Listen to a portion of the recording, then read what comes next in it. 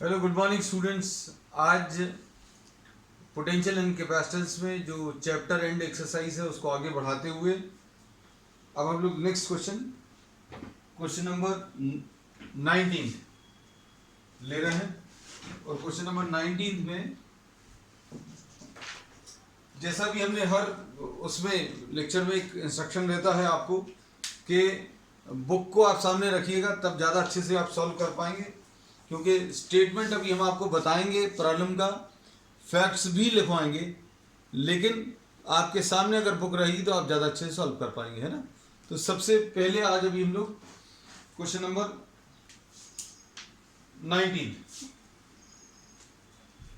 19 में देखो क्या दिया हुआ।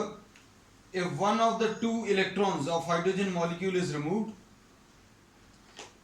we get a hydrogen ion, H2 plus ion, electron removed, ऐसा दिया है। ठीक, अब इसके बाद क्या दिया है। In the ground state of hydrogen ion, the two protons are separated by 1.5. ये जो दो प्रोटॉन्स हैं, these are separated by 1.5 angstrom, और इनके बीच का जो सेपरेशन है ये दिया हुआ है, ये +1e है और ये +1e है। ठीक है, अब इसके बाद क्या दिया हुआ है आगे, इसमें इन्होंने कहा है द इलेक्ट्रॉन इज रफली 1 एंगस्ट्रॉम फ्रॉम ईच प्रोटॉन। अब दोनों से अगर 1 एंगस्ट्रॉम यूनिट्स पर अगर अभी हमें चाहिए तो ये यहां कहीं पर रहना चाहिए, तो -1e का जो चार्ज है वो दोनों से 1 एंगस्ट्रॉम यूनिट पर है, ये 1 एंगस्ट्रॉम यूनिट। अब ये डिस्टेंस 1.5 एंगस्ट्रॉम है दो प्रोटॉन्स के बीच में, और एक इलेक्ट्रॉन जो है उसका डिस्टेंस इलेक्ट्रॉन का जो डिस्टेंस है दोनों प्रोटॉन से 1 एंगस्ट्रॉम है। तो ऐसा कुछ डायग्राम बनेगा।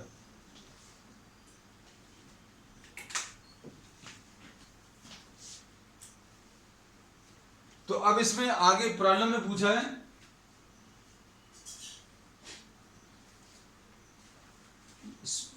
Determine the potential energy of the system. Potential energy अगर आपको निकालना तो ये दो प्रोटॉन्स के ऊपर चार्ज +1e है, इलेक्ट्रॉन के ऊपर ये है।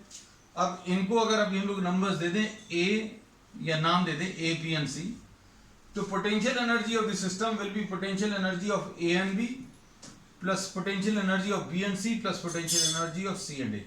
सिंपल एडिशन रहेगा, क्योंकि पोटेंशियल एनर्जी जो है एक स्केलर क्वांटिटी है, और स्केलर क्वांटिटी में आपको क्या करना पड़ता है, प्लस माइनस साइंस लेने पड़ते हैं।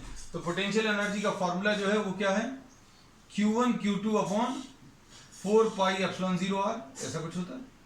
तो A और B को देखो, अगर आप A और B में ये कितना आएगा, -1e इंटू 1e अपॉन 4πε0, और A और B का जो डिस्टेंस है उसको सपोज फॉर एग्जांपल अभी हम 1 इंटू 10⁻⁻10 ऐसा लिख लेना, या फिर B और C का, B और C में दोनों पॉजिटिव चार्जेस हैं, तो इसका कितना आएगा, +1e into 1e divided by 4πε0, और इन दोनों के बीच में डिस्टेंस कितना, 1.5 इंटू 10⁻⁻10।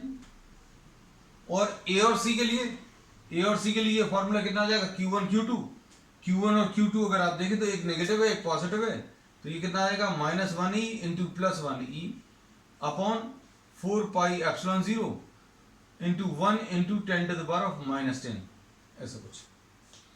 1 एंगस्ट्रॉम यूनिट, ये याद रखना, ये कितना है, 10⁻⁻10 मीटर्स। अगर नहीं मालूम तो लिख लेना कि एंगस्ट्रॉम अगर लिखा हुआ तो 10⁻⁻10 मीटर्स लिखना। अब इसमें से क्या चीज कॉमन आएगी बेटा, e² अपॉन 4πε0 कॉमन आएगा, ठीक है। और अंदर क्या बचेगा, अच्छा एक चीज और कॉमन आएगी, 10⁻⁻10 कॉमन आएगा। तो देखो क्या क्या चीज निकल गई, ये e² निकल गया, 4πε0 निकल गया, 10⁻⁻10 निकला। बाहर। सर्कल्स हम इसलिए लगा देते ताकि आपको क्लियर रहे क्या क्या चीज बाहर निकल आई। ये निकल गया, ये निकल गया और 10 टू द पावर माइनस 10 निकल गया। यहां पर ई स्क्वायर माइनस साइन का नहीं, माइनस साइन को तो बाहर ही रखा है। 4 पाई एप्सिलॉन 0 बाहर निकल गया और 10 टू द पावर माइनस 10 बाहर निकल गया। तो कितना आ जाएगा, ये अंदर इधर पर -1 बचेगा और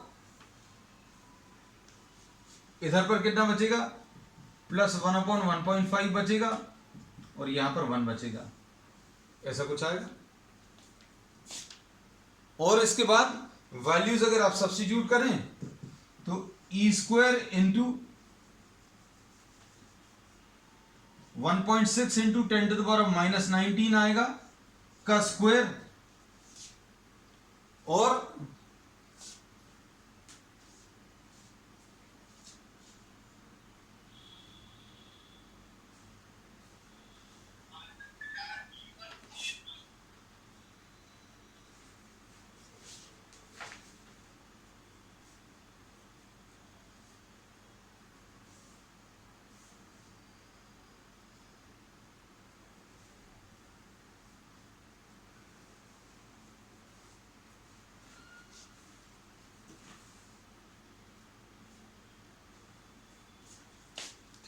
हाँ ये यहां पर -1 आएगा। ठीक, अब इसमें 1.6 इंटू 10 टू द पावर -19 का स्क्वायर और ये 9 इंटू 10 टू द पावर 9 आएगा और अपॉन 10 टू द पावर -10 आएगा।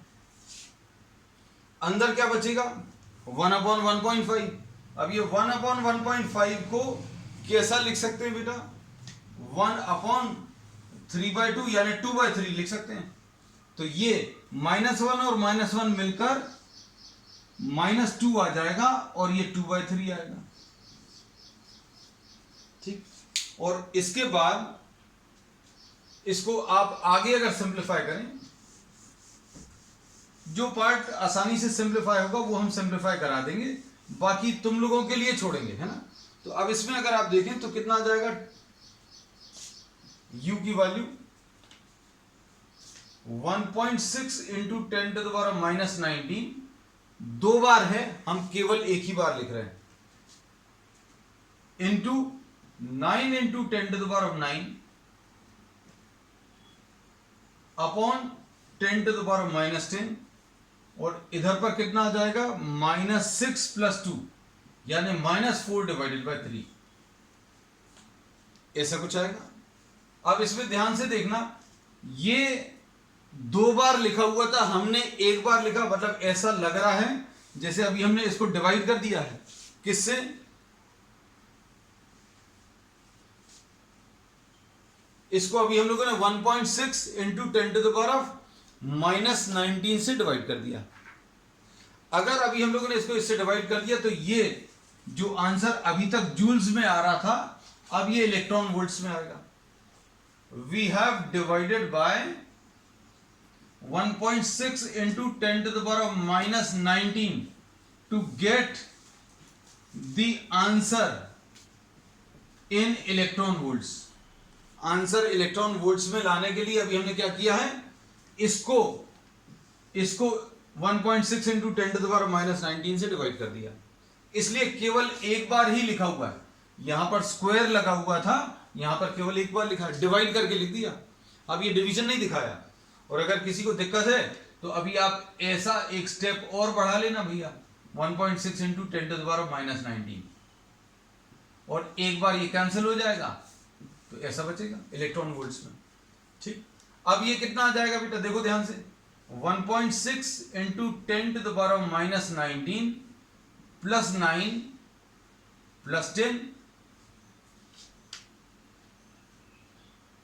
अब अंदर क्या बचेगा बेटा, ये 9 भी है इधर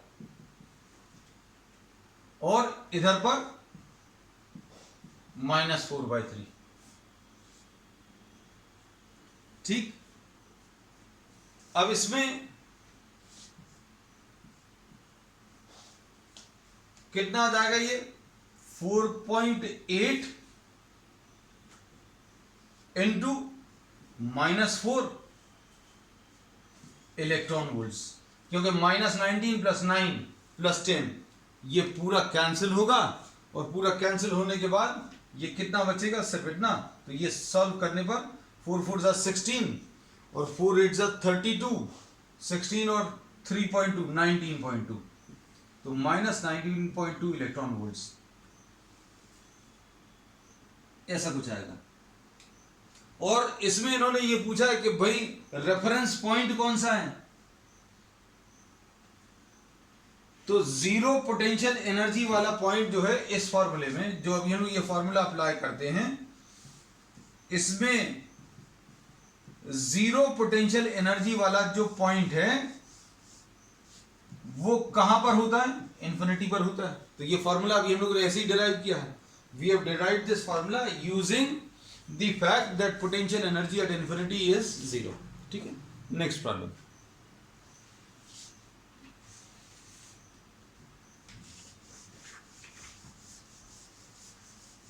जो प्रॉब्लम्स जो हैं कैलकुलेशंस कम रहेंगे वो अभी हम आपको यहीं पर बता देंगे, ज्यादा समय कैलकुलेशंस में खराब नहीं करेंगे, है ना।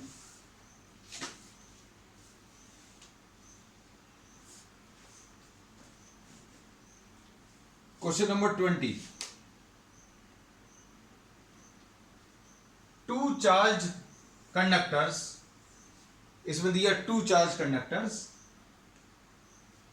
टू चार्ज कंडक्टिंग स्फीयर्स, ये कंडक्टिंग स्फीयर्स हैं, ठीक है,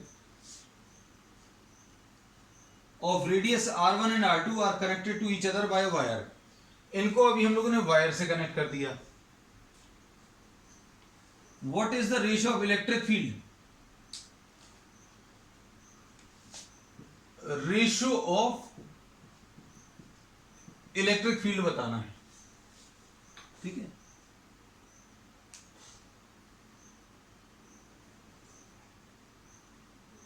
अब इसमें देखो हम लोगों ने ये पढ़ा हुआ है कि अगर ऐसा कुछ सिस्टम आपने ले लिया, if you are taking a system of two conductors connected to each other and if this system is given a charge, तो ये अभी हम लोग पहले जो रेगुलर थ्योरी क्लास है उसमें ले चुके हैं, ये प्रॉब्लम भी ले चुके हैं इनफैक्ट प्रॉब्लम, लेकिन अभी हमने कॉन्सेप्ट के फॉर्म में बताया था, प्रॉब्लम के फॉर्म में एक्सरसाइज में तो अभी हम लोग करेंगे।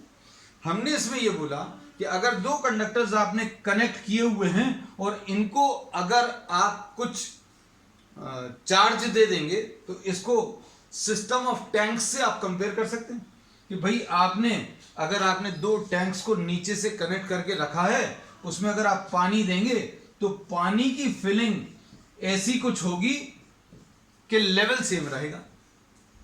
आप कितना भी पानी डालते जाएं, पानी बढ़ता जाएगा, दोनों में बढ़ेगा, लेकिन यह चीज रहेगी कि दोनों में पानी का लेवल जो है वो सेम रहेगा। और पानी के लेवल को हमने ये पहले भी बताया था, this can be compare to potential. तो जिन लोगों ने थ्योरी क्लास नहीं देखी है उनके लिए अभी हम ये बता दे रहे हैं कि भाई level of water can be compare to potential. तो अभी हम लोगों ने इसको पोटेंशियल से कंपेयर कर लिया। तो अब हम लोग इसमें क्या बोलेंगे कि V1 जो है किसके बराबर आएगा, V2 के बराबर आएगा, लेकिन दोनों में चार्जेस का अमाउंट अभी हमें मालूम नहीं है। सपोज चार्जेस इसमें Q1 और Q2 है, जैसे इसमें कितना पानी है, इसमें कितना पानी है, मालूम नहीं। पानी का जो अमाउंट है that will depend on the capacity, capacitance के ऊपर डिपेंड करेगा, लेकिन हमें यहां पर इस बात से कोई मतलब नहीं। बस ये याद रखना, इसमें मेन जो कॉन्सेप्ट यूज होगा कि दो कंडक्टर्स अगर कनेक्टेड हैं और उनको आप चार्ज देंगे तो क्या चीज सेम रहेगी, पोटेंशियल सेम रहेगी। ये पोटेंशियल सेम क्यों है, because the conductors are connected, conductors connected हैं इसलिए पोटेंशियल सेम रहेगा। ये मेन कॉन्सेप्ट है। अब इसके बाद ज्यादा कुछ काम बचता नहीं है। Q1 upon 4 pi epsilon 0 R1 will be equal to Q2 upon 4 pi epsilon 0 R2, ऐसा कुछ आएगा, है ना। अब इसमें अच्छे से समझना, अगर हम इसको 4 pi epsilon 0 R1 square into R1 Q2 upon 4 pi epsilon 0 R2 square into R2 कर दें। क्या किया बेटा इस स्टेप में, इस स्टेप में अभी हमने ऊपर और नीचे, ऊपर और नीचे R1 से मल्टीप्लाई किया इधर, और इधर पर ऊपर और नीचे R2 से मल्टीप्लाई किया। क्यों किया बेटा? उसका कारण क्या है? क्योंकि प्रॉब्लम में अच्छा रेडियस इसमें A और B दिया है बेटा, है ना, रेडियस A एंड B है। तो अभी हमने इसको R1 एंड R2 ले लिया क्योंकि आपको R1 और R2 के टर्म्स ज्यादा अच्छे से समझ में आएगा, है ना। तो आप लास्ट में जाकर R1 की जगह A लिख लेना और R2 की जगह B लिख लेना। हमने ऐसा R1 और R2 क्यों किया? क्यों, आपको समझ में आ जाएगा, क्योंकि रिलेशंस बताने में बहुत आसान रहेगा, है ना। तो हमारे ख्याल से it does not matter lot, और अगर किसी को मैटर करता है तो भाई R1 की जगह A लिख लेना, ठीक है, R2 की जगह B लिख लेना, कोई दिक्कत नहीं है। अब इसमें देखो, हमने ये R1 से ऊपर नीचे क्यों मल्टीप्लाई किया? क्योंकि हमें रिलेशन निकालना है इलेक्ट्रिक फील्ड का। इलेक्ट्रिक फील्ड इस वाले के ऊपर अगर आपको बतानी है तो कैसे मिलेगी बेटा? R1 और R2 भी लिख दिया और A और B भी लिख दिया, है ना। तो इलेक्ट्रिक फील्ड का ये फॉर्मूला है। तो R1 से ऊपर नीचे मल्टीप्लाई करने में फायदा क्या हुआ? फायदा ये हुआ बेटा E1 R1, ये E1 आ गया, ये R1 आ गया। ये किस चीज का रिलेशन है? हम यहां पर लिख दे रहे हैं, ये electric field for first into R1, ये electric field for second into R2, ऐसा कुछ आ गया। तो ये देखने में जो है ये बहुत अच्छा है। देखने में बहुत अच्छा से मतलब क्या है? अगर E1 इंटू A होता शायद तुम लोग ज्यादा अच्छे से रिलेट नहीं कर पाते। तो अभी हम नोटेशन थोड़े से चेंज किए हैं, आप चाहो तो इस स्टेप में चेंज कर लेना, वापस वैसा रख लेना, लेकिन हम अभी भी नहीं कर रहे हैं। इससे क्या पता चला कि E into R this will be constant, electric field into R will be constant, ठीक है। अब इससे क्या पता चलेगा? Electric field will be inversely proportional to R, है ना। E1 R1 is equal to E2 R2 का मतलब अभी हम जनरलाइज कर सकते हैं कि E और R का जो प्रोडक्ट है, E और R का जो प्रोडक्ट है वो कांस्टेंट है। अब E और R का प्रोडक्ट अगर कांस्टेंट है मतलब E is inversely proportional to R। मतलब क्या है? रेडियस जहां पर कम होगी वहां पर इलेक्ट्रिक फील्ड ज्यादा होगी, है ना। तो अब इसमें इन्होंने आगे ये बोला है, use the result obtained to explain why charge density on the, अब इन्होंने इसको चार्ज डेंसिटी से भी रिलेट करने को कहा है।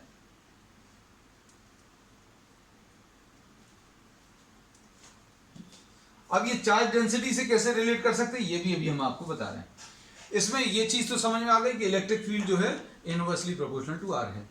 इसका मतलब ये है कि कोई इरेगुलर शेप्ड कंडक्टर अगर है, कोई भी इरेगुलर शेप्ड कंडक्टर अगर है, तो उसमें अगर आप चार्जेस देंगे, कोई इरेगुलर शेप्ड कंडक्टर है, ये ऐसा कुछ लिया, अगर इसमें आप चार्जेस देंगे तो इलेक्ट्रिक फील्ड जो है पूरे में, पूरे सरफेस के पास में सेम नहीं रहेगी। जहां पर ये थोड़ा फ्लैट जैसा सरफेस है, ये देखो इस वाले पॉइंट को और इस वाले पॉइंट को अगर अभी हम लोग देखें तो इस वाले पॉइंट को अभी हम लोग मान सकते हैं to be a part of a large sphere, और इस वाले पॉइंट को अभी हम लोग मान सकते हैं to be a part of a small sphere, है ना।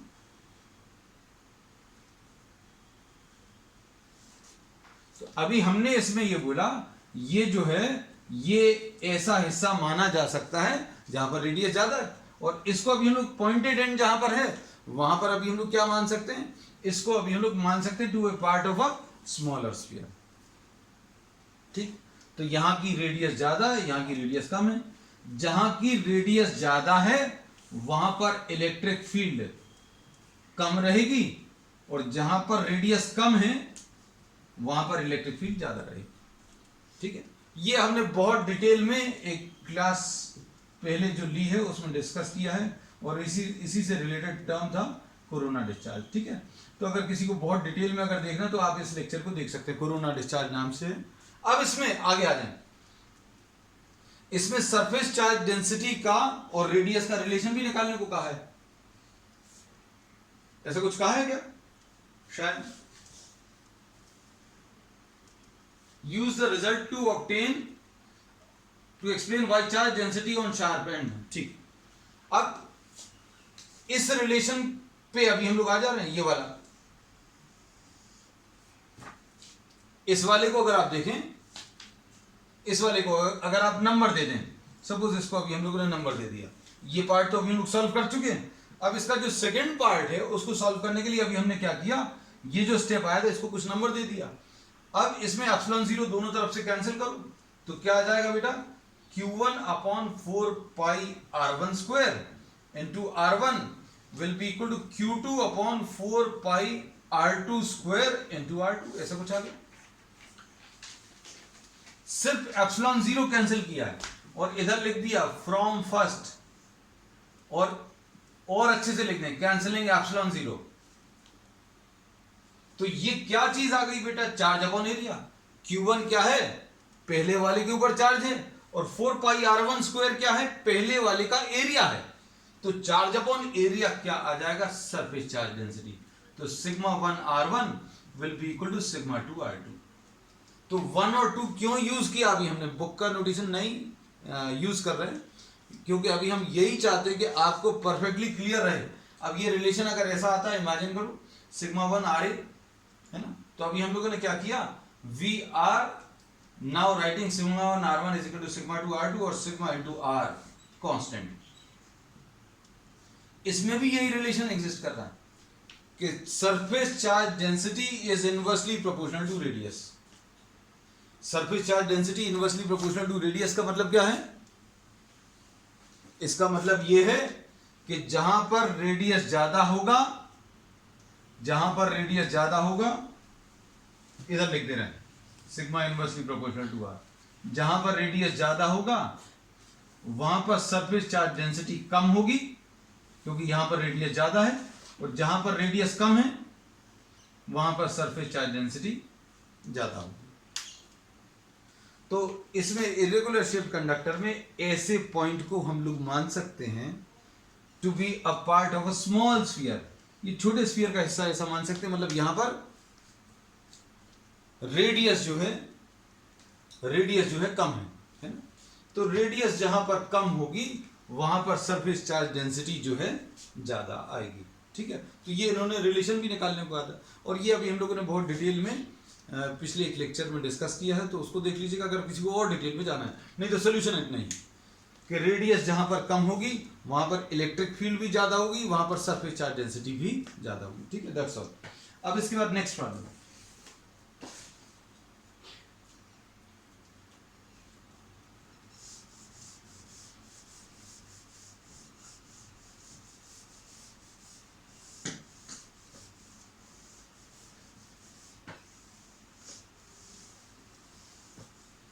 बेटा अब ये अगर if you are not able to hear the audio properly, ठीक है, लाइव सेशन में अगर आप नहीं देख पा रहे हैं तो मतलब नेटवर्क प्रॉब्लम है ना, तो we can not do anything for network.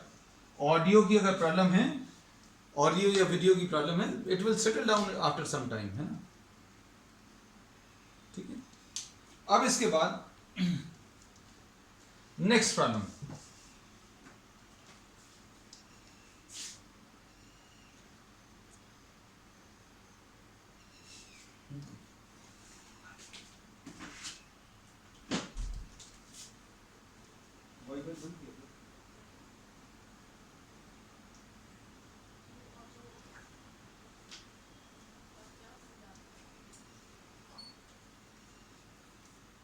अब इसमें देखिए, अब शायद सुधर गया होगा बेटा, देखो शायद।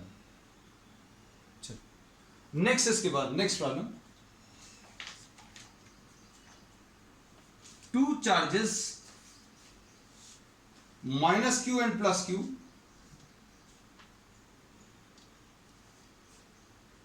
Are located at 0 0 minus a। Question number 21, अच्छे से समझना बेटा इसको।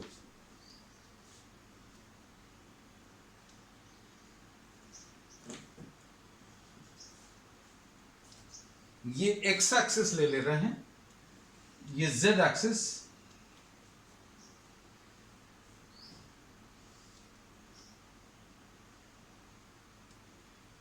और ये वाली अभी हम लोग वाई एक्सिस। इमेजिन करना बेटा अच्छे से, ये वाई एक्सिस ऐसी कुछ है ना, क्योंकि अब ये तो अभी हम ड्रॉ कर नहीं पाएंगे, दिखा भर पाएंगे, है ना। So we are drawing this. अब इसमें इन्होंने क्या बोला, minus Q and plus Q दो चार्जेस हैं, कहां पर रखे हुए हैं, 0 0 माइनस ए और 0 0 एंड ए, इस पर रखे हुए हैं। अब 0 0 ये भी ड्रॉ कर दिया, ये यहां पर माइनस क्यू है और कितने पर रखा हुआ है, 0 0 माइनस ए, और ये वाला कहां पर रखा हुआ है, 0 0 ए, ऐसा कुछ, ठीक है। अब अच्छे समझना क्या पूछा हुआ है। मान लीजिए आपको ये डायग्राम कुछ क्लियर नहीं होता या इमेजिन नहीं कर पा रहे, किसी को अगर समस्या है तो आप ये वाली एक्सिस अभी मत ड्रॉ करो, जब जरूरत पड़ेगी अभी हम लोग ड्रॉ कर लेंगे। सिर्फ इतना सा ड्रॉ कर लो, भाई ये दिया है 0 0 माइनस ए, मतलब ये माइनस ए पर है और ये प्लस ए पर है, ऐसा याद रखें, है ना, जेड एक्सिस पर। अब इसके बाद इन्होंने क्या बोला है, what is the electrostatic potential at point 0 0 Z. आपको पोटेंशियल बताना है 0 0 जेड पर, है ना।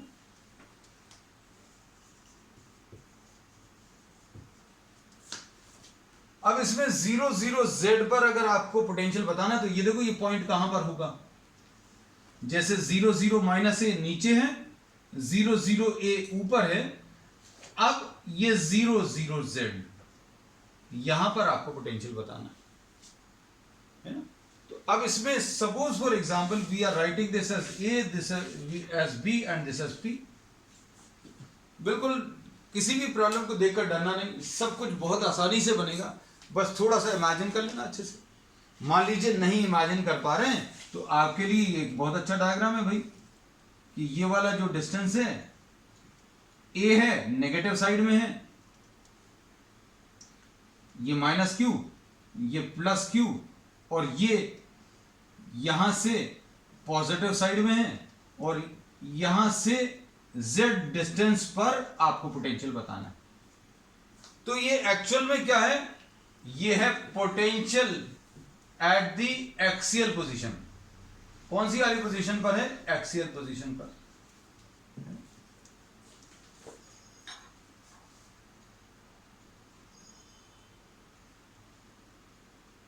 z पर पूछा है कि x पर पूछा है,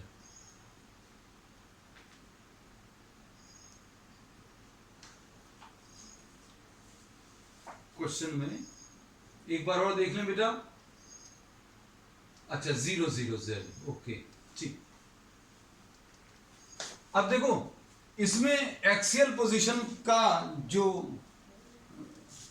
पोटेंशियल है वो आपको अगर बताना है तो ये देखो, ये अभी हम ये रब कर दे रहे हैं, क्योंकि डेटा तो अभी अपन ड्रॉ कर ही चुके हैं, वाई एक्सिस अभी हमने रब कर दिया, जरूरत नहीं है, क्योंकि potential at the point P will be potential at P due to A plus potential at P due to B। P पर A के कारण, P पर B के कारण, दोनों निकाल लो। कैसे मिलेगा बेटा, P पॉइंट पर A के कारण कितना आएगा, Q अपॉन 4 पाई एप्सिलॉन 0। आपको डिस्टेंस PA लेना पड़ेगा, P का A से डिस्टेंस, क्योंकि पोटेंशियल का यही फॉर्मूला होता है। पोटेंशियल का क्या फॉर्मूला होता है, Q upon 4 pi epsilon 0 r। ठीक है बेटा। अब P पर B के कारण, P पर A के कारण PA आ जाएगा, और P पर B के कारण minus q upon 4 pi epsilon 0 PB आ जाएगा। ठीक। अब थोड़ा सा काम बचा है, थोड़ा सा काम क्या बचा, आपको P और PB की वैल्यूज रखनी है। देखो बोलो बेटा, Q अपॉन 4 पाई एप्सिलॉन 0 है, PA कैसे मिलेगा बेटा, PA ये वाला, अगर आपको ये बताना है तो ये देखो, ये डिस्टेंस A है, ये वाला डिस्टेंस भी A है, और ये वाला डिस्टेंस Z है। आपको और अच्छे से इस डायग्राम में क्लियर कर दिया है ना। तो पी ए अगर आपको बताना है तो कैसे पता चलेगा? ये z है, ये वाला डिस्टेंस a है, पी अगर आपको बताना तो ये z और ये a, तो ये आ जाएगा z plus a minus q upon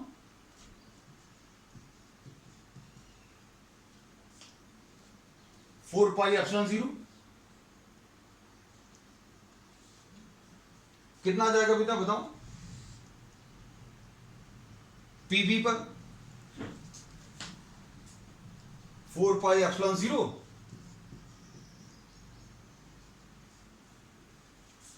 simplify करो बेटा, कितना आ रहा है? What do we gate?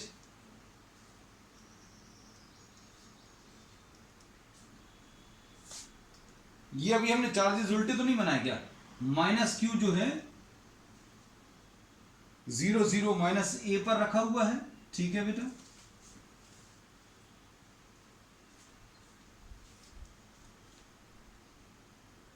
ठीक है, सिंप्लीफाई करो, क्या चीज कॉमन आएगी? Q upon 4 pi epsilon zero common आएगा, अंदर क्या बचेगा?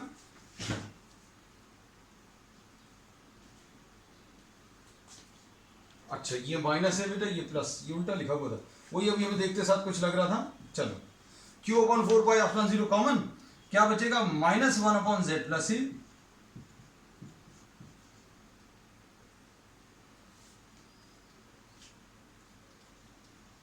ठीक, इसको कैसे सॉल्व करेंगे बेटा? Q upon 4 pi epsilon zero और 1 अपॉन जेड माइनस ए माइनस 1 अपॉन जेड प्लस ए। ये अपन लोग पहले थ्योरी क्लास में कर चुके हैं, लेकिन अब ये न्यूमेरिकल्स में आया है तो अपन को करना पड़ेगा, है ना। तो क्या मिलेगा बेटा? यहां पर सॉल्व कर दे रहे हैं। Potential at point P q upon 4 pi epsilon zero z plus a minus z plus a upon z minus a into z plus a, ऐसा कुछ आएगा। तो ये आ जाएगा Q into 2a upon 4 pi epsilon zero z square minus a square, ऐसा कुछ है, ठीक है। अब इसको अभी हम लोग क्या लिख लेंगे? P upon 4 pi epsilon zero z square minus a square, ठीक है। ये फाइनल रिजल्ट है। अब इसमें आगे देखो, इन्होंने बोला अगर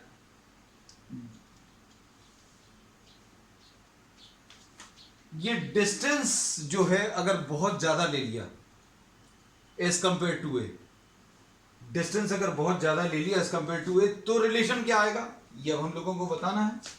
तो इसी रिलेशन को अभी हम लोग कॉपी कर ले रहे हैं। Q इंटू 2a को अभी हम लोगों ने P लिखा है, P अभी हम लोग ऐसा मानकर चलते हैं, आपको मालूम है दिस इज डाइपोल मोमेंट है। अब देखो अगर Z बहुत ज्यादा है एज कंपेयर टू A, तो पोटेंशियल एट पॉइंट P क्या मिल जाएगा? Potential at point P will be 2a into Q upon 4 pi epsilon zero.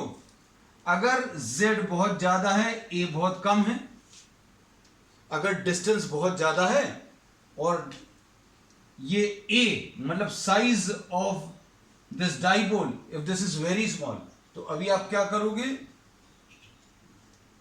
Neglect कर दोगे। किसको? नेग्लेक्ट ही, क्योंकि A बहुत छोटा है। तो ये कितना आ जाएगा बेटा? और ये निगलेक्ट करने का काम जो है हमेशा एडिशन या सब्ट्रैक्शन में करते हैं, ये सिर्फ यही बताने के लिए अभी हमने ऊपर A लिखा हुआ है। वैसे आप इस रिलेशन को अगर डायरेक्टली कॉपी करते तो P आ जाता, लेकिन अभी हमें सिर्फ यही बताना है कि कुछ लोगों के मन में, कुछ बच्चों के मन में ये आ सकता है कि ये क्यों नहीं निगलेक्ट किया। तो निगलेक्ट करने का काम अभी हम लोग कहां पर करते हैं? सिर्फ एडिशन या सब्ट्रैक्शन में। मल्टीप्लिकेशन में निगलेक्ट नहीं कर सकते, क्योंकि किसी चीज में अगर आप बहुत छोटा नंबर ऐड कर रहे हो या सब्ट्रैक्ट कर रहे हो, तो नहीं ऐड करोगे तो भी आंसर सेम आएगा, सब्ट्रैक्ट नहीं करोगे तो भी सेम आएगा। जैसे 100 में अगर आप 0.001 ऐड करो या ना करो, 100 के करीब ही आंसर आएगा, ठीक है। लेकिन मल्टीप्लिकेशन में ये निगलेक्ट करने का काम नहीं कर सकते। क्यों? अगर आप निगलेक्ट कर दोगे तो 100 आंसर आएगा, और अगर आप मल्टीप्लाई करोगे तो ये आंसर जो है बहुत छोटा हो जाएगा। तो we are not neglecting A, in the numerator, है ना। तो सिर्फ इसीलिए अभी हमने लिखा था। तो रिजल्ट कितना आ जाएगा बेटा finally, Vp will be equal to P upon 4 pi epsilon 0 z square. So potential is found to be inversely proportional to z square. एक पार्ट ये हो गया, ठीक है। तो अब इसमें दो पार्ट्स हो गए। अब इसके बाद एक चीज और पूछी है कि फाइंड द पोटेंशियल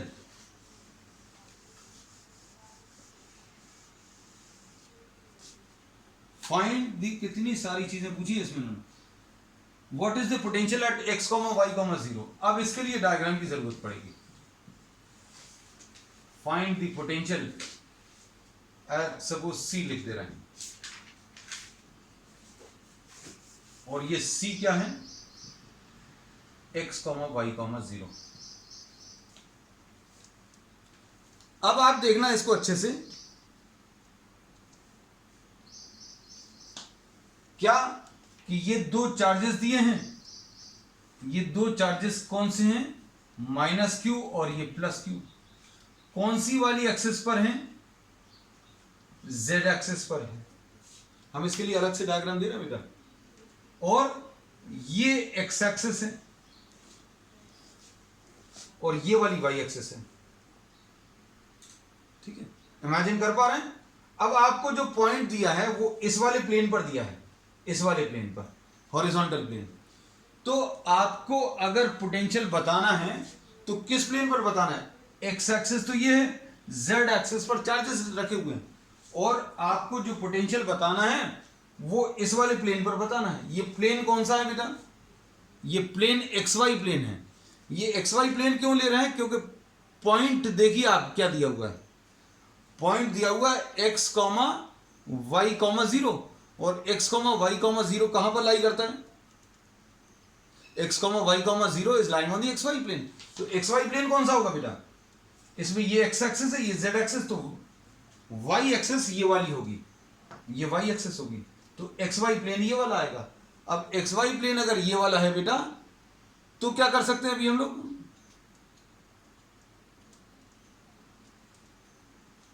इसके ऊपर कोई भी पॉइंट आप लोगे, इसके ऊपर कोई भी पॉइंट लोगे आप, यहां पर, इसके ऊपर यहां कहीं पर कोई भी पॉइंट लोगे, तो इसका यहां से डिस्टेंस और यहां से डिस्टेंस सेम रहेगा। तो एक्स वाई प्लेन पर any point on X Y plane will be at equal distances. ये बहुत इंपॉर्टेंट है बेटा, फ्रॉम -q एंड +q। हम रिपीट कर दे रहे हैं बेटा कैसे। इसमें अभी हमने ये बोला कि ये z एक्सिस पर दो चार्जेस हैं और ये x एक्सिस है, y एक्सिस ये है, तो एक्स वाई प्लेन कौन सा होगा, ये x एक्सिस है, ये y एक्सिस है, तो एक्स वाई प्लेन ये वाला होगा। अभी एक्स वाई प्लेन दिखाने के लिए अभी हमने ये बना दिया।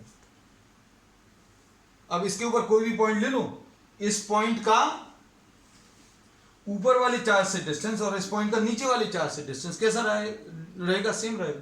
आप कहीं पर भी ले लो, यहां पर ले लो, यहां पर अगर लिया तो इसका इधर से डिस्टेंस और इसका नीचे वाले चार्ज से डिस्टेंस कैसा रहेगा, सेम रहेगा, ठीक है। तो अब हम लोग इसमें ये बोल सकते हैं कि any point on the X Y plane will be at equal distances from -q and +q। तो इसको अभी हम लोग कैसा लिखेंगे, suppose we are to calculate potential at point C। तो potential at point C will be potential at C due to A plus potential at C due to B। और ये कितना आ जाएगा बेटा, -q upon 4 pi epsilon 0 CA plus q upon 4 pi epsilon 0 CB। और ये 0 आ जाएगा because CA is equal to CB। C जो पॉइंट है यहां कहीं पर, मान लो आप यहां कहीं पर, समझने के लिए ये एक्स वाई प्लेन के ऊपर हो सकता है, ये यहां कहीं पर, तो CA आप इमेजिन करना, ये हवा में यहां कहीं पर पॉइंट है और इसका C का A से डिस्टेंस और C का B से डिस्टेंस इक्वल होगा, because this is a point which is lying on the X Y plane. ठीक है, तो अब इससे अभी हम लोगों को क्या पता चला, for any point on the X Y plane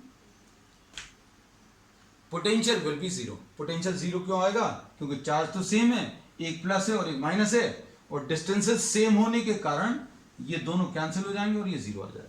ठीक, कोई दिक्कत? अब देखो अभी पूरा खत्म नहीं हुआ problem. What is the electrostatic potential, ये हो गया। Obtain the dependence of potential on distance, ये भी हो गया। अब ये भी बहुत बढ़िया क्वेश्चन है। अब सी वाला पार्ट देखो, एक ही क्वेश्चन में इन्होंने इतनी ही सारी चीजें करा ली हैं अभी, है ना, अभी भी क्वेश्चन खत्म नहीं हुआ। अब इसका सी पार्ट, सी पार्ट में क्या बोला है, how much work is done in moving a small discharge from, हमें डायग्राम ये तीनों बार अलग अलग बनाना पड़ा, है ना। ये z एक्सिस है बेटा, z एक्सिस में ये पॉइंट A है, यहां पर माइनस क्यू रखा हुआ है, ये 0 0 माइनस A है, और ये B है, ये यहां पर Q चार्ज है, और 0 0 प्लस A। ठीक, अब हमें कहां से चार्ज ले जाना है बेटा, 5 0 0 5 0 0 यहां पर होगा, इसको सपोज D पॉइंट नाम दे दिया,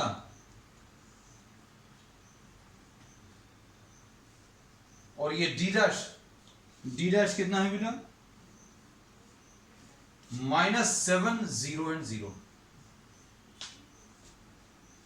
अब D पॉइंट तो क्लियरली एक्स वाई प्लेन पर है, D पॉइंट जो है एक्स एक्सिस पर है, एक्स एक्सिस पर है यानी एक्स वाई प्लेन पर है, तो एक्स वाई प्लेन के किसी भी पॉइंट पर पोटेंशियल जीरो होता है।